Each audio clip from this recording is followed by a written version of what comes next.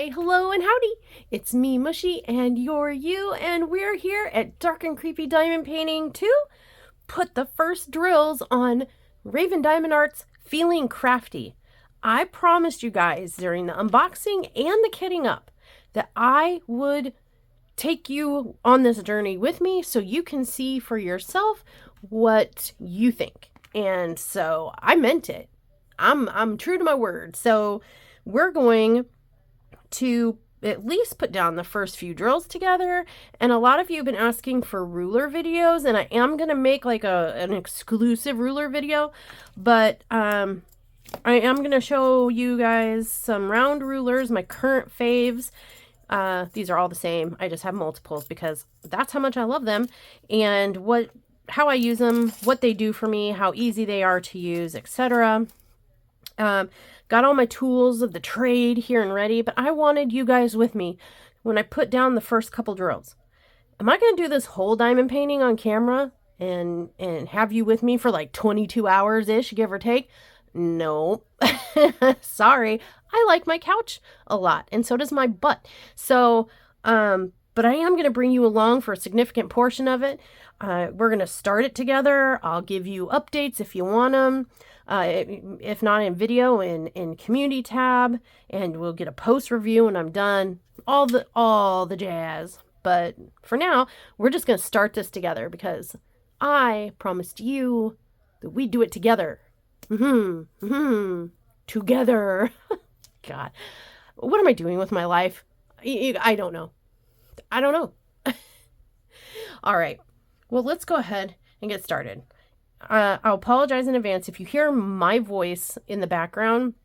I'm home alone with my bark machines, and they're kind of calm right now. So to keep them calm, I have one of my videos playing on the TV so they can hear me talking, like out there, and not bother me in here. But boy dog Russ is in here and cleaning himself. Apparently it's bath time. So if that picks up, I'm so sorry. Just know that he is doing dirty things to himself. Glad I could share that with you. So let me start with what tools I'm going to be using. I got my Art Dot light board under here. It is a size too small for this diamond painting. I have a size up coming. The other ones I have are either the smaller A4, and I think I have an A1, like that massive monster diamond board, light board. It's a little overkill, for a painting of this size, so I don't need that. You'll have to bear with me with this size for now. I have my favorite little kind of generic boat of life with the long pour spout. I have my make your own wall art, or as I like to call it, meowa, purple alien putty. I brought this in here, but I have already loaded the pin in a pin loading fail snippet that you won't get to see because I failed so hard. And it was all me, not the putty, but I've already loaded my pin, but I brought it in here with me so you can see. If you like QR codes, there's one. Yay! Okay, I'm going to be using that, and I'm going to use this handy dandy pen that came in one of my goodie bags. I already got schmutz on it. You guys, I cannot be trusted with literally anything. Okay, well, we're just going to have to deal with the dirty bone. Sorry, there are many jokes going through my head right now, and I can't say them on camera. But just know that if you thought the dirty joke too, so did I. I didn't miss it. But yeah, as you can see here, boop, boop, boop. Wait, where's the camera? There, found it. There you go. I got my alien putty, or like I call it, alien poop in there. Got me my Raven Diamond Art murder tweezers in case we need them. I've got my Zodiac Shadows cover minders. Can you see them? Hello. Okay, there they were. I do have a Firefly diamond art tray, and then have some single placer diamond trays here, and just a smaller, handheld diamond tray here.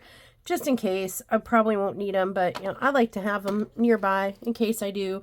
And then I've got my Temu Elizabeth Ward knockoff, I guess you could call it, Elizabeth Ward-esque style kit here, complete with all the trimmings. Yes, we do love our stickers. I don't know how much of that you can see, but oh, here, how about I do that? There you go. So yeah, we're ready. We're ready. I'm ready for you guys to put the first drills down with me. I hope you're ready. I'll pull up the sleeves. Okay, and I think with that, we're ready. We're ready to go. So, if you remember, oh, I forgot, the cover release papers that I'm using are from Magic Crafts by Cindy, shop on Etsy. And I'm just gonna, I put these on really terribly, so there's that. I usually don't use cover paper. Sometimes, but not all the time. And so I did not place those very well. Not the paper's fault. All right. So what I'm doing now is I'm lining up the symbols to line up perfectly with my ruler. And, you know, you can just slap this down if you want. You know, you could. No one says you can't. But I like to take my time and get it down just so. All right. Oh, I hear myself in the background. That is awful. Like, I could not be an actress in a movie or anything because I could not watch myself on the screen. I have a hard enough time editing my videos. I cringe. I'm like, oh, so cringy mush. Oh, no, no, no. You can't. I have anxiety every time I publish a video because I'm just like, what a boob. You're such a boob. And, a Dorcas, and nobody's going to watch this crap. Because I'm goofy. I'm a little odd, I guess. Some might say. I don't know.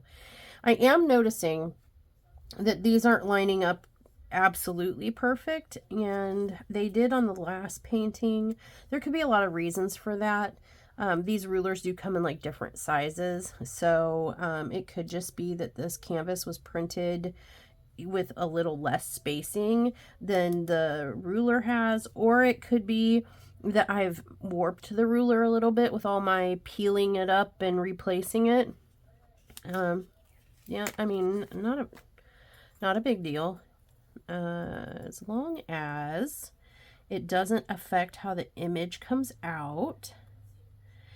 And just judging, I use rulers enough to be able to, this might be a problem. Let's see. I'm trying to line this up just right, but like as we get further down the row, it is misaligned, and I don't want to mess up this painting. So what we're going to do is not try to double row it here. We're going to put our cover sheet right back over here to be all protecty-wecty. Yeah, I just made that word up. Trademark, copyright, whatever. Mine. Protecty-wecty. And we'll just stick with what we've got here. I want to protect my canvas. I don't trust myself. So I'm going to go ahead and try to stick this release paper right back over. And I don't want to blind you guys, really, if I'm being honest. There we go. You're already blinded enough with the rest of the situation. So the little hiccup with the ruler is not a big deal. Like I said, sometimes you order these rulers. I got these off Temu. They are pretty thick and sturdy, but sometimes you order these rulers and they won't match up with every canvas. It just depends on how tightly packed the drills are and the guide circles. Sometimes these rulers warp in shipping. They warp from use. I don't see any warpage here, but they do come in different sizes, like 140.5 point or 140 millimeters and 140.5 millimeters. You know, and I can't remember all the sizes, but they do come in like different sizes where these circles are like smaller or closer together and stuff like that. And it could just be that this particular style of ruler is not the right millimeter measurement to go on the canvas. But let me see if I can zoom you in without rolling over a puppy under my chair. Bear with me because we're going to move. So come with me. Come hither. I'm going to zoom you down so you can see what I'm talking about. Let me get the ring light out of the way with the lining it up. You can see here that I've lined up with the edge of the canvas and the symbols are coming through the holes. I did the best I could to keep the symbols, you know, in the holes there. This dark spot right here is because I have a little overhang of black tape from when I bordered it on the back. That's not the canvas. That's black tape showing through with the light board. Not a big deal. That was a me error. But as you can see, if I can find my finger there, as the ruler goes on, everything's lining up perfect, perfect, perfect, perfect. And then it starts to go a little askew over here. I mean, that's okay. That's nothing that a straightener can't fix. And that's not a ruler problem or a canvas problem. It is just where the measurement of the ruler did not marry perfectly with the measurement of the canvas. Does that make sense, you guys? It might not make all the sense to newer diamond painters, but, and it might, I don't know. I don't want to be judgy. But it makes sense to me. If it doesn't make sense, comment section below and ask me, you know, please clarify your cuckery and I will do the best that I can. All right, let's pick a symbol to start with. I'm seeing a lot of this like hazardous material symbol. I don't know. It's a circle with 3 circles in it.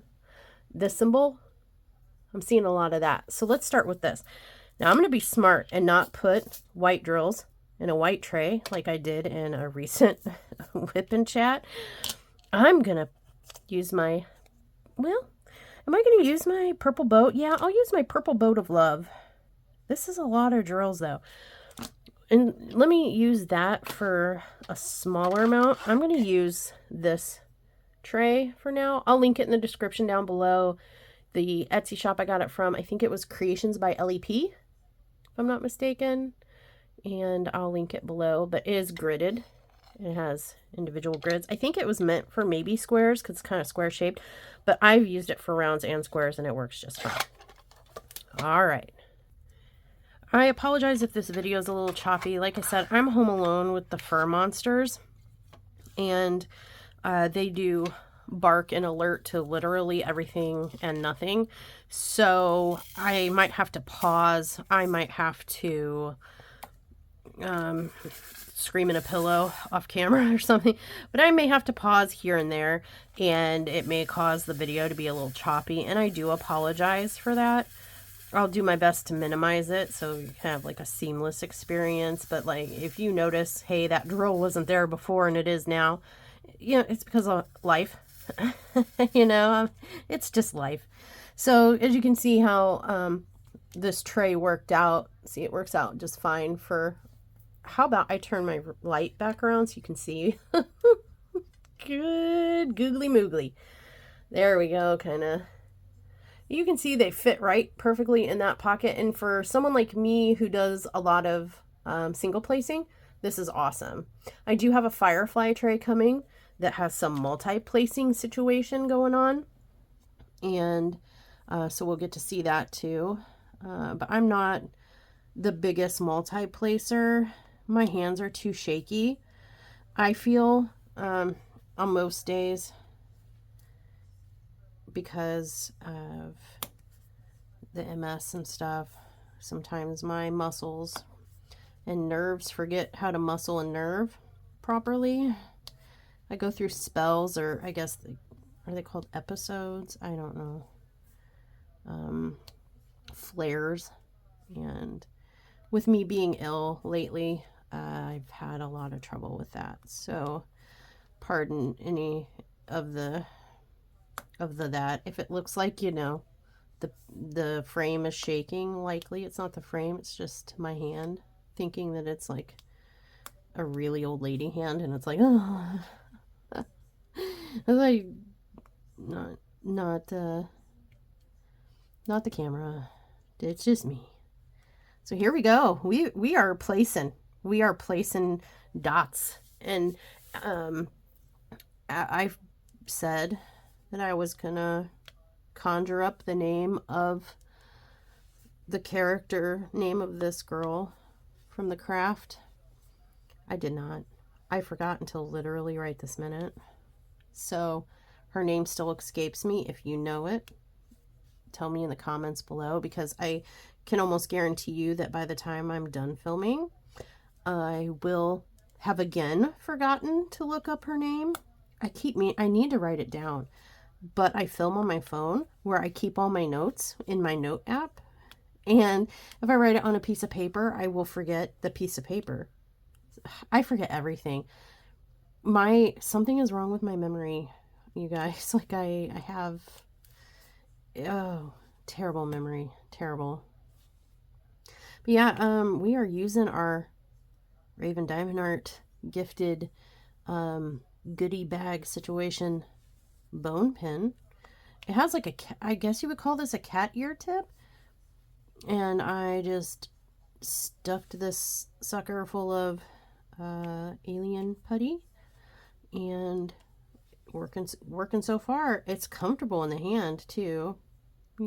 How do I like it better? I do like it like, do I like it? Which side do I like better? I like it like this better. Okay. Sorry. I needed that minute to figure out life, okay? So, yep, so far, I mean, we're nothing major to report in any direction. Good, bad, ugly, I mean, nothing. It's a pin, and it's like some phenomenal putty. Oop, I dropped it. And the drills are, you know, fine. Everything's fine. We're diamond paint. You may notice that, hopefully what I'm about to say is the truth. You may notice that I maybe sound a bit better. I do feel better. Oh, you guys, it got rough. It got pretty rough, but I am on the mend. I am feeling better. All the love to everyone who wished me get well wishes and stuff. I appreciate that. I saw every one of them. I thank you. And to the subscriber who recommended Ricola, thank you. My nose holes and my throat hole, thanks you. That was clutch. So I appreciate that. But yeah, I am feeling better. Is my voice 100% what it should be? Like back to its normal annoying self? No, it's still like a little ick annoying, but yeah, it's better. There's less gunk. I can actually say B's and N's now, and do so with some degree of confidence. So there's that. Yay!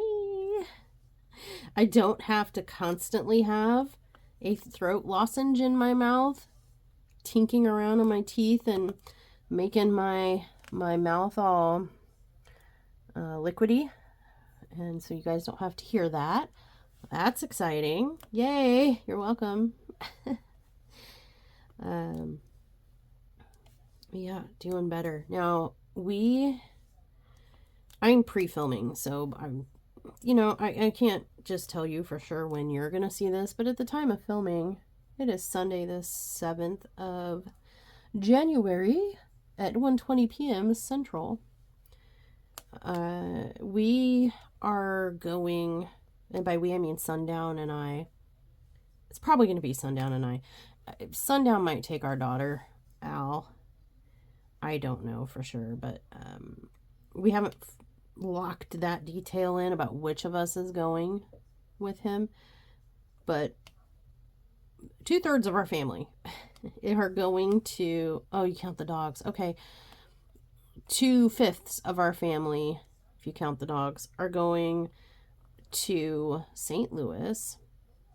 Sundown has to go every 3 months out to St. Louis. We currently live in northeastern Arkansas, right? Northeast, yeah.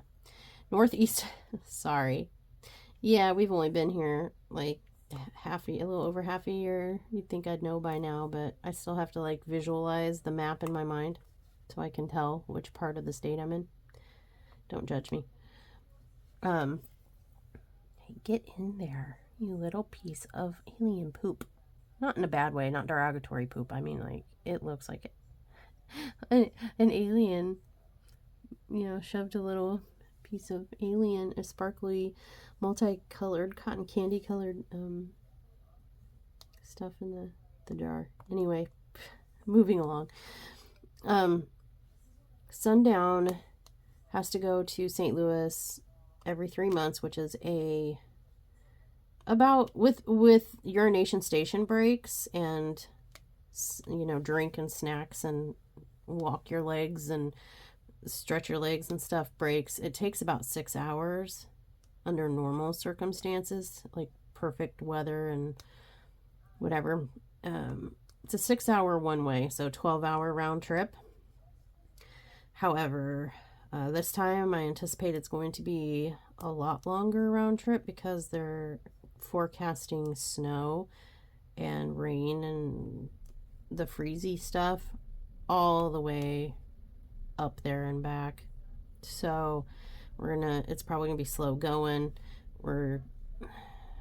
It's gonna take forever, you guys. But we are going to probably me and Sundown are going up to St. Louis to Barnes Jewish every 3 months as well. It alternates. So this time he's going for back injections. He's had 4 back surgeries, which causes him an excruciating amount of pain on the daily basis. He has a lot of like pins, rods, screws. His back is like Terminator material. Okay, he's like he's like the Terminator. But as you can imagine, what does metal do when in the cold? When it gets cold, it gets cold. It freezes. It's So this cold weather really gets to him. It really hurts him. And so a normal painful situation, like a normally painful situation, becomes an extraordinarily painful situation in the cold months. Regardless, he goes up to Barnes Jewish to get back injections to help him manage the pain. And then 3 months from this trip, he'll go up back to Barnes Jewish to get his MS infusion of Ocuverse. And then 3 months from that, we'll go back for back injections. And 3 months from that, we go back for MS infusion, and so on and so forth until the end of time. It's just a part of our lives, something that we got to do. And soon I will be joining him in receiving care from an oncologist. What is that? The liver doctor.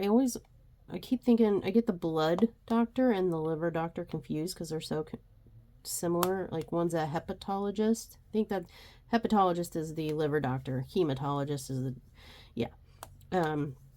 I will be getting care at Barnes Jewish from a hepatologist.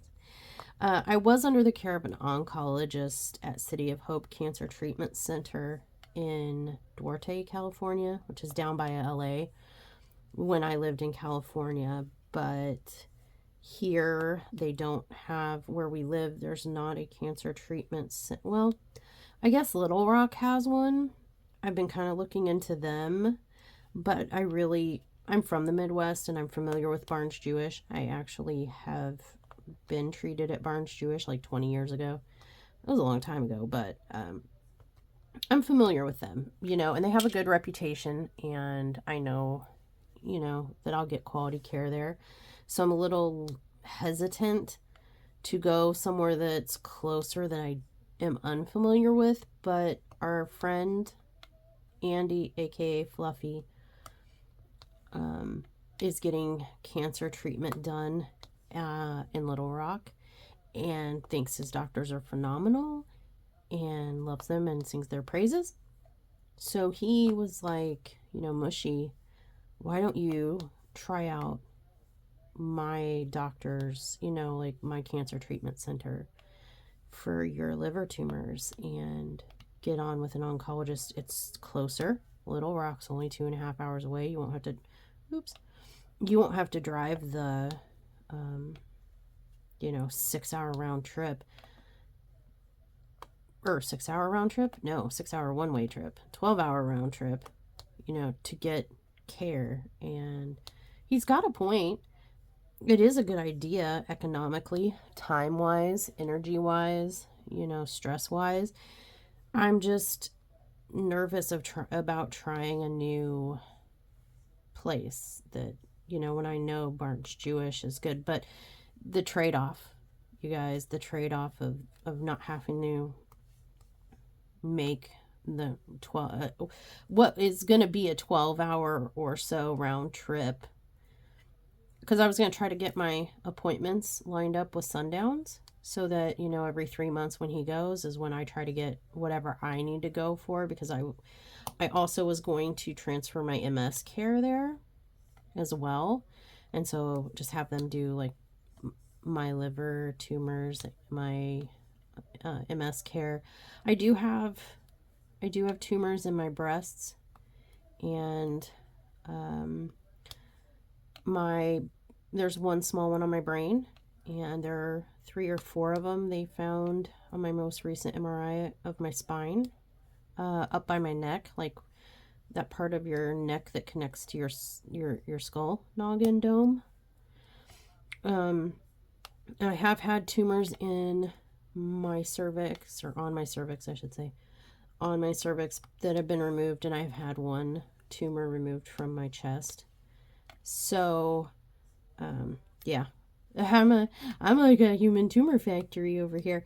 But I think, wherever I go, I want all my medical care, all the different doctors that I have to see, because, the liver doctor wants to, take care of my liver, while the chesticles doctor wants to take care of my chesticles, and, the neurologist wants to take care of both the MS and my brain and spine monsters. So they each want a piece of the mushy pie.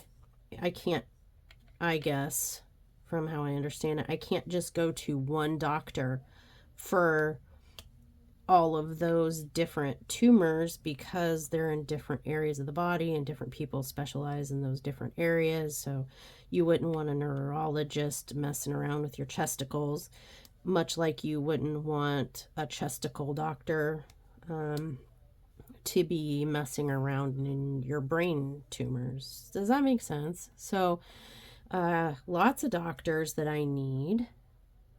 No, there's more right there. I missed like this whole section, and I don't think I put enough alien putty in my pen, so I might have to add more. Anyway, so yeah, I'm gonna have to see a lot of doctors, and to coordinate all those doctors to perfectly line up every 3 months when sundown, on the exact day around the same time window as sundown has his appointments for back injections and MS infusions, is going to be rather difficult, I imagine. So it would be more smarter, more brain powery, to consider going to the all-in-one cancer treatment center in Little Rock. Now, I'm throwing that word around a lot. I realize that when I'm saying like City of Hope Cancer Treatment Center, you know, Cancer Treatment Center in Little Rock, I'm talking about tumors, I'm talking about oncology. I'll clarify. Do I currently have cancer? To my knowledge, no, not right now. Well, what do you mean by that, Mushy? Initially, when they found my liver tumors a couple years ago, they diagnosed me based on MRI image and symptomology alone without, you know, before they did a biopsy, and scared the ever-living bejesus out of me and said I had stage 4 metastatic liver cancer, meaning it was stage 4 because of the size and the amount of tumors. There's almost 24 tumors on my liver, and some of them were about just, I think, 4.8 centimeters, so like just under like, or right at the Danger Will Robinson size. And just based on seeing that and the number of them and my family history of cancer, my uncle passed away of liver, stomach, esophagus cancer a few years back.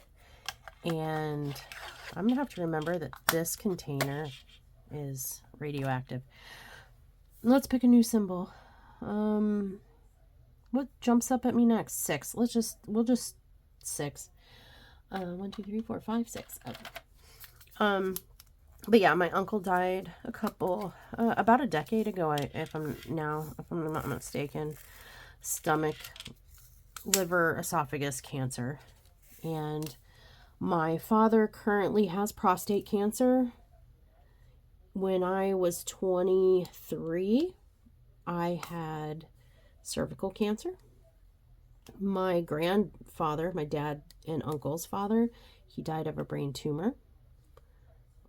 His mom, my great-grandmother, died of lung cancer, and she was not a smoker. So, you know, I think that paints a pretty clear family history picture of what, you know, what they thought and why they thought it, you know, my doctors. But yeah, they initially misdiagnosed me with stage 4 metastatic liver cancer. I'll just put it out there. It was a misdiagnosis. They did a biopsy in Modesto, California, and botched my biopsy. I was actually injured during it. And they did not, out of all the tumors that they had to poke at, and all the stabbies that they went in with, they missed every single tumor. They didn't get any tumor data. So then I had to heal from that botched biopsy and go back in for another one. But this time I was smart and I went to City of Hope Cancer Treatment Center and had a real, I mean, an oncologist did my biopsies, or, you know, whoever does them, but they messed it up. So I just gave up on local doctors, and I went to I was like, you know what, I'm just going straight to the big dogs, the big guns.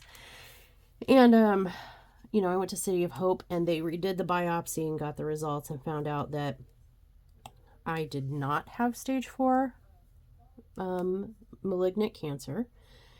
I actually have a really rare type of tumor on my liver that is called a inflammatory hepatic adenoma. And I think I might be talking out of my ass after this part, like at this point, but it's an inflammatory hepatic adenoma type B.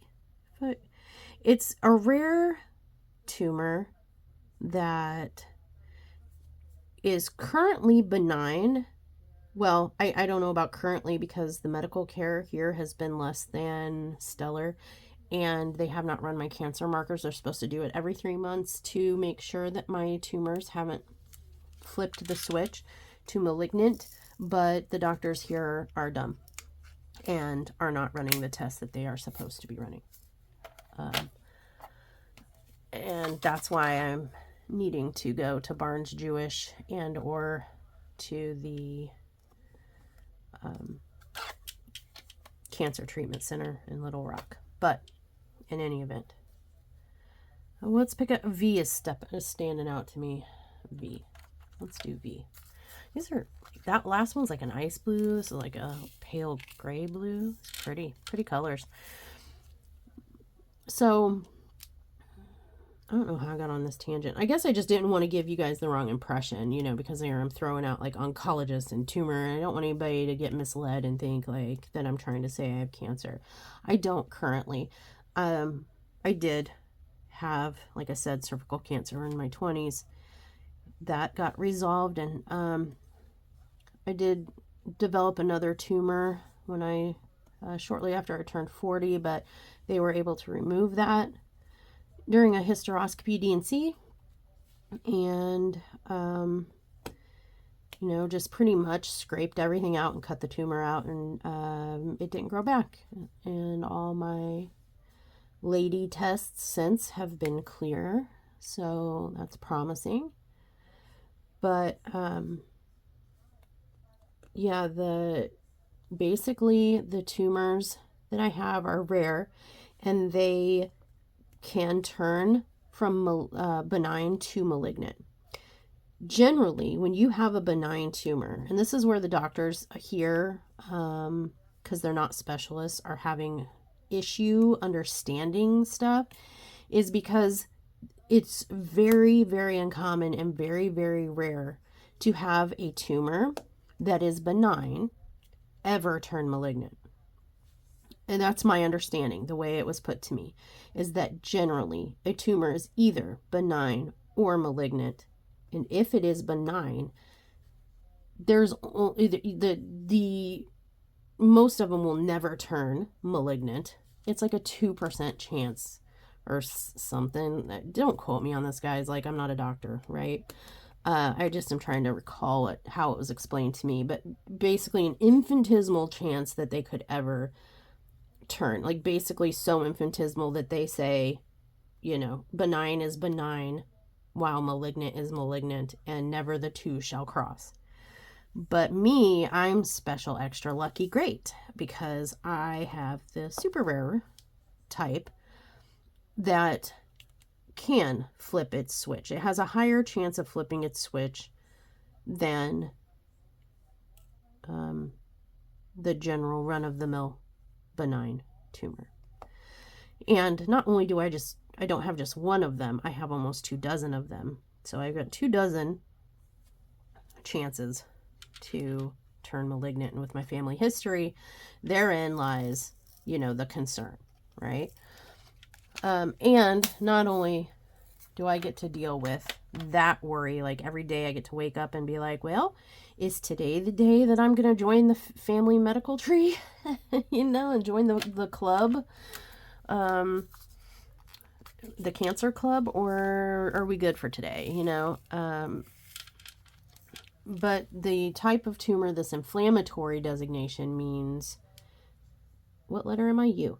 The inflammatory designation means that my tumor is prone to an increased chance of rupture as well.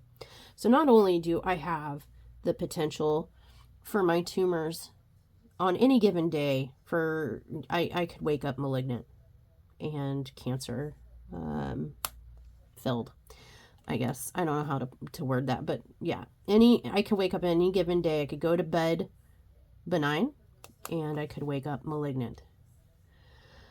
But not only do I have to worry about that and monitor that, but the inflammatory part basically means that my tumors are prone to rupture.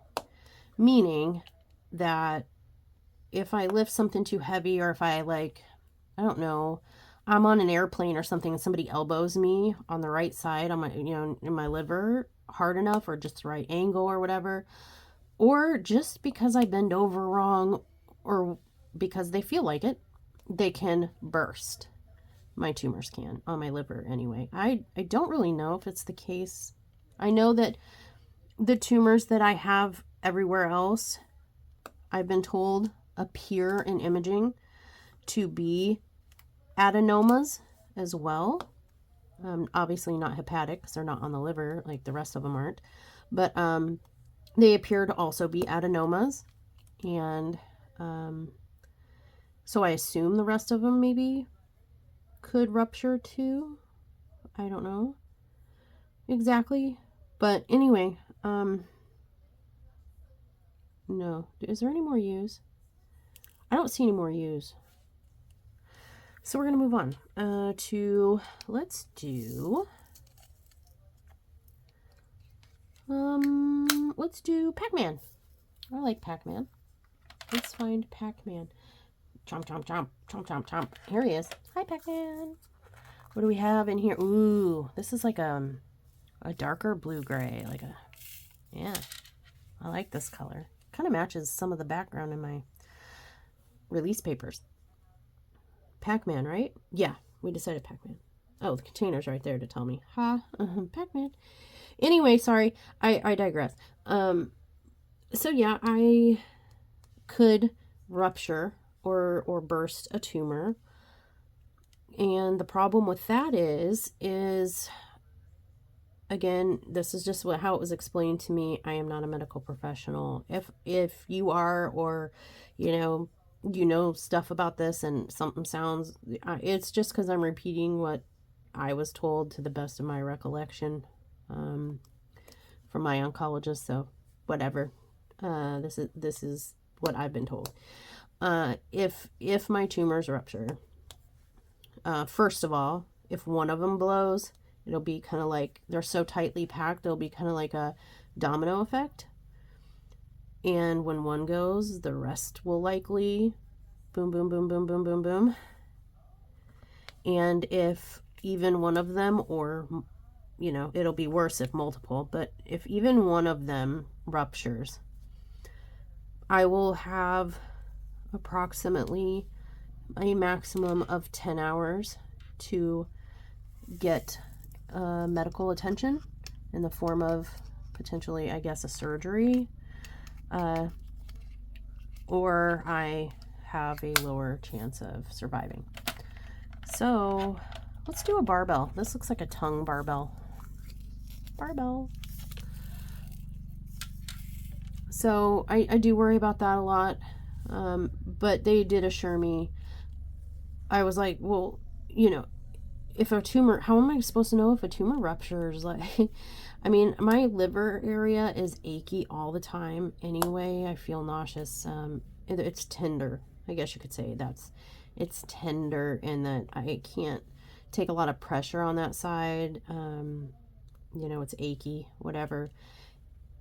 And I'm like, well, how am I supposed to tell? Because this stuff hurts sometimes. Sometimes it actually hurts and it's achy. And anyway, how will I know? And he was like, oh, you'll know.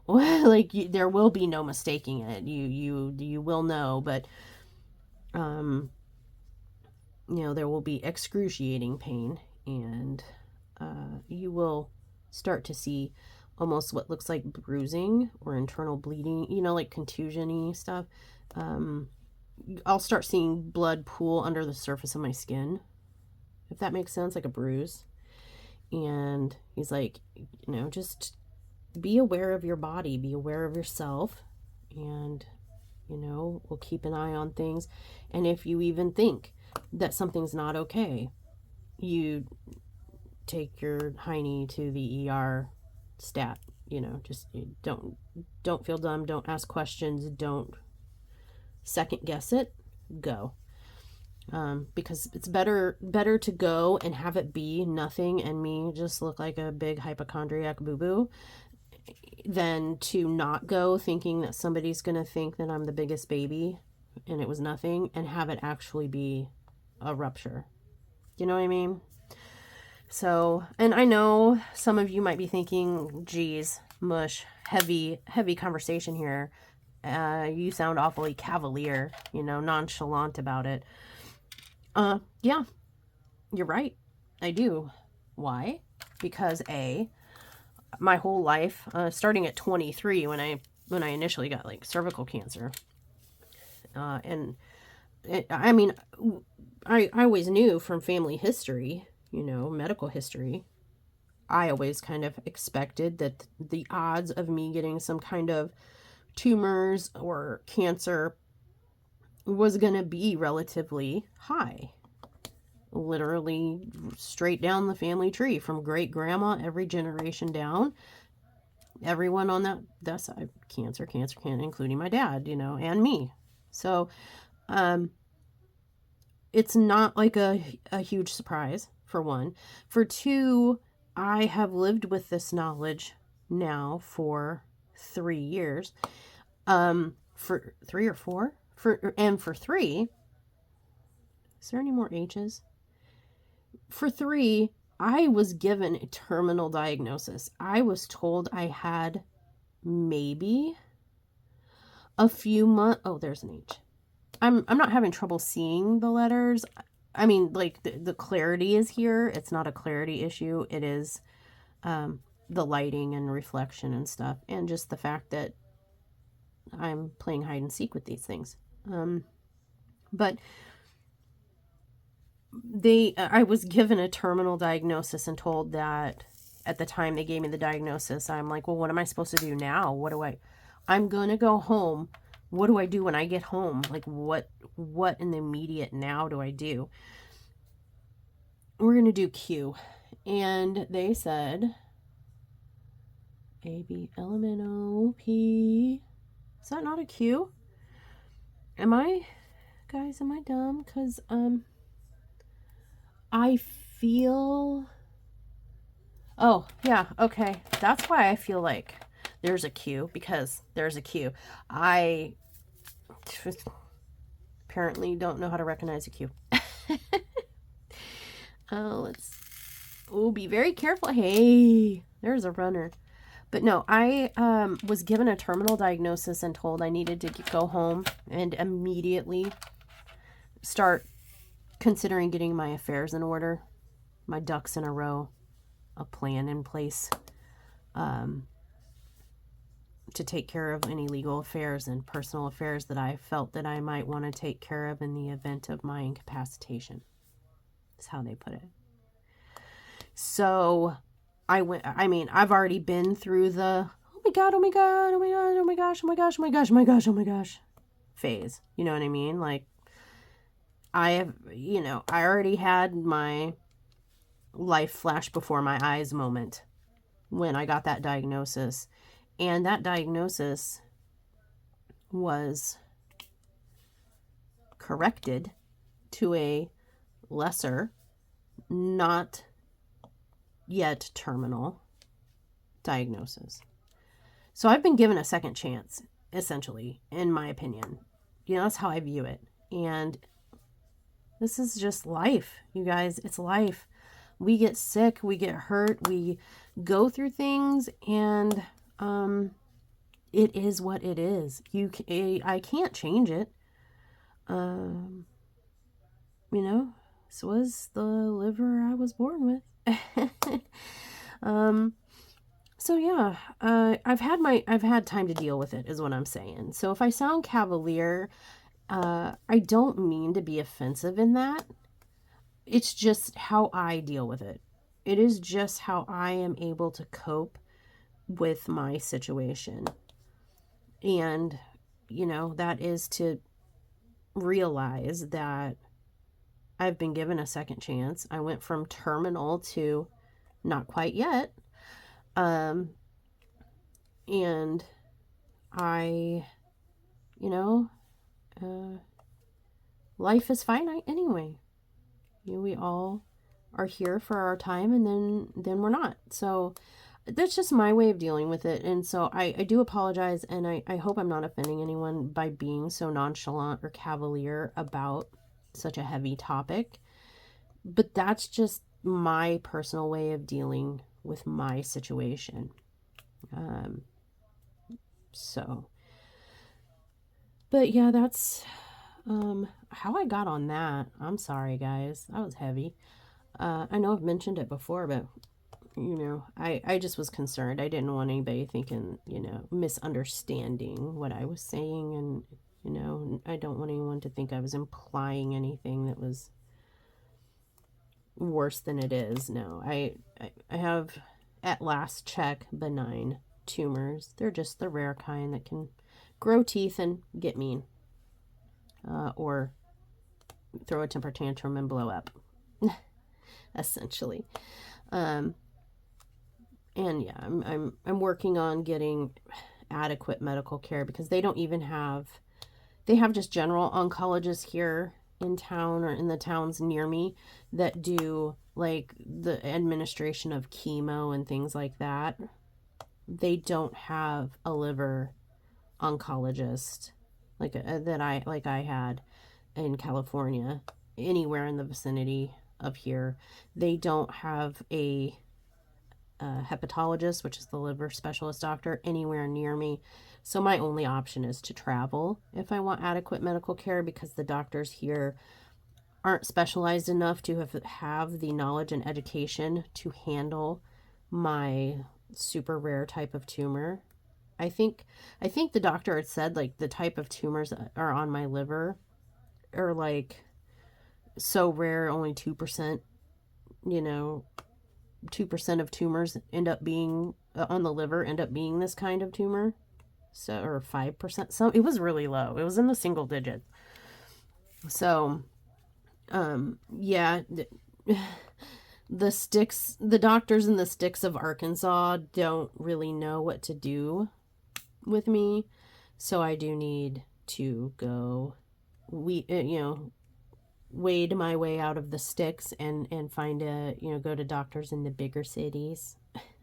No offense, I'm sorry if you're from around here, if you are a doctor, or if you are a doctor here, I'm sorry. I don't mean to be offensive. Okay, so I had to pause there. Sundown's home. He brought me goody num-nums. He surprised me with some, those things that they dunk at the Golden Arches. They dunk them in oil and fry them, and they're potatoey and good. French fries. That's the word I'm looking for. He brought me home some French fries and some caffeinated beverage, in the form of, I'm assuming, oh no, we got our first trash drill. Yeah, which, I mean, look at how many drills we've gone through, and this is the first one, and it's not like it's the worst thing in the world. You're not going to find any drills that have no trash. I dare you. If you find a whole kit that has no trash drills, at me. I don't know.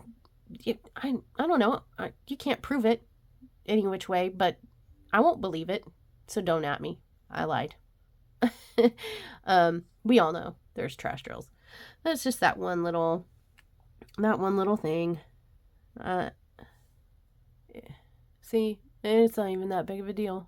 It's not like it's all strange and growing legs and, corners and stuff. Every kit is going to have something in it, you guys, so. But hey, I'm here to nitpick and be honest, so there you go. But anyway, yeah, Sundown Ninja Surprise came home, and of course the bark machines did what they do, which is bark. But yeah,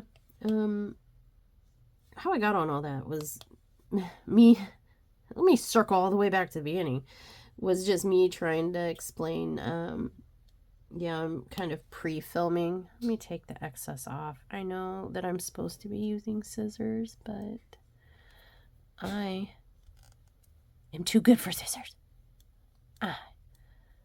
I'm just going to use my thumb. There we go. Get in there. Get in there, alien putty. Yeah. Okay. But yeah,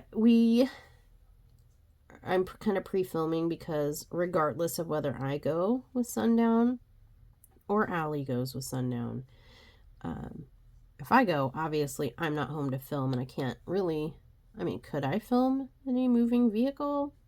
Yeah. Am I gonna? No. I think you must be very special and have, like, I don't know, some kind of super secret magic if you can diamond paint adequately in a moving vehicle. Maybe if you're like a passenger in a minivan or something and you're in the back, and I don't know, even then, I wouldn't trust it. No, I would be littering the floor with drills and cursing up a storm, and it would just be ugly. So no, I won't be diamond painting. And if I am the chosen one to stay home with the bark machines, well, they're bark machines and they go nuts. They've actually been pretty quiet for us, haven't they, for this filming? Yeah, but they usually go pretty nuts when Allie is gone or Sundown is gone. I think that they're a little bit sensitive to my medical situation and they get extra protective of me, which means every little sound they bark, any little movement they detect, they bark. They have to keep like on guard duty. They're always on until somebody else comes home, and then they power down, and become normal. I was gonna say normal humans, but I mean normal doggies. So and that's the end of the cues. And now I have French fries, and I want them while they're hot and crunchy and crispy and bad for me, So we're going to put this away. And I guess that's going to be it. Oh, let me tell you, can I finish a thought instead of just like going off on all different paths here and tangents and whatever? What I was trying to say is I am pre-filming. You may notice several of my next videos that go out in the next week or two. Same nails, same outfit. It's because I'm mass filming while I can. We do have the road trip coming up, and usually I'm pretty beat after said trip. You know what I mean? It is really hard. It's a really hard trip for me, whether I go or I'm alone with the dogs. It is very difficult on my energy and my body. So I'm usually kind of down for the count for a couple of days afterwards. So I'm taking advantage of the fact that I'm feeling better and I have the time and opportunity to film for you guys now. And then, I can put those out, edit them and put them out as scheduled. So yeah, that's what we're doing. And as promised, I started this. Here we go, you guys. Here's what we're starting with. Let me move the light because I put the paper back on there and zoom you in a little bit so you can see closer up what all we got done. This is what we've got done so far. And now you can kind of see how the ruler works a little bit. It just helps. It helps me because I click them into their little holes, and it helps keep everything like really smooth and linear and evenly spaced. I don't trust myself with the shakes that I have and sometimes my vision issues to like put them just right. And I happen to be one of those people with a little bit of an OCD situation where I like things to be perfectly in line and in place, and it will irritate me whether it's super visible to the normal human. I will hone in on this imperfection and be upset with it. So this has helped me a lot mentally, with that, instead of manually placing them and having one or two out of line here or there. So yeah, this just I just do this and make my brain feel better, make it a little bit easier on myself with some of the physical symptoms that I have. And yeah, that's really all the ruler does. I mean, do you need one? No. Do you want one? I don't know. That's up to you. But I'm just kind of showing you what I use it for, how I use it, why I use it. And yeah, I really like it. I think the end product for me is a noticeable difference from freehanding. I think, if I look at my free-handed diamond paintings versus my rulered diamond paintings, I see a noticeable difference in how good it looks and turns out. And if I'm going to do a diamond painting, I'm going to spend my money on buying a diamond painting and spend my time doing that diamond painting and then want to show people my diamond painting. All that time and money investment, I want it to look the best I can make it. And for me, that means using a ruler. For me, that is my personal way of making my diamond paintings look the best to my eyeballs. Whether or not you agree, that's that's your opinion. That's up to you. But to me, I need a ruler. It makes a noticeable difference to me. All right, we've started this together now. I'm going to go eat some French fries and then work on this some more by myself. She's mine. She's mine. I'm going to have her all to myself. No, I'll share with you guys, I promise. Yeah, that's all I have.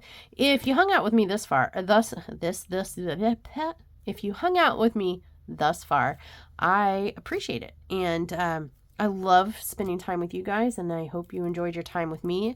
I know I kind of mentioned some heavier stuff, but I hope that, you can tell from my lighter, more cavalier tone about it that it isn't, something to be, upset or stressy about.